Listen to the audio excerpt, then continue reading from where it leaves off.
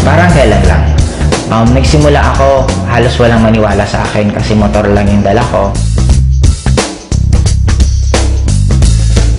And lahat ng kaibigan ko pinagtatawanan ako kasi wala pang networking company na meron taga Bicol na kumita. Pero after 4 years, sobrang grabe ng blessing na binigay sa akin. 4 years, 4 na sasakyan.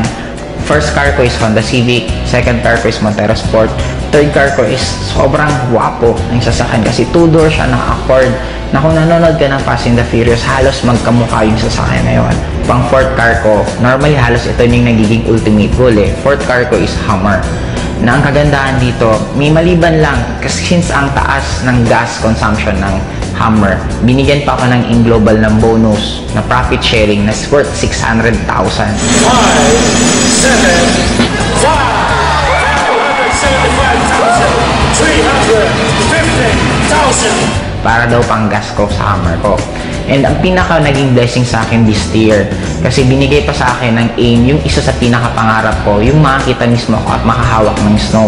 Nakapunta kami for 12 days sa United States, all expense paid, may piso, wala akong ginastos. Ang ginawa lang namin doon, walang iba kundi kumain, mag-shopping, mamasyal, sobrang sarap ng buhay. And ang nagiging blessing sa akin ngayon, hindi lang ako yung kumikita. Kasi within this year alone, 10 sa taga Bicol ang nagkaroon ng first car nila. And I already created more than 30 millionaires under me. Ang isa sa pinaka-nasarapan ko sa AIM Global, kung ako tatanungin mo bakit AIM Global ang kinakareer ko, kasi ang dami kong choice kung ano yung pwede kong gawin na opportunity or pwede kong anong gawin na ibang bagay. Pero kaya AIM Global ang ginawa ko for 2 reasons lang. Number 1, kikita ka ng sobrang daming pera in a short span of time. Right now, I'm already earning 7 figures per month. And by next year, I'm sure kikita ako ng nasa 8 figures per month. Ang pinaka-bottom line sa akin, hindi lang yung pera, pero yung magkakaroon ka ng lots of time para i-spend mo sa loved ones mo.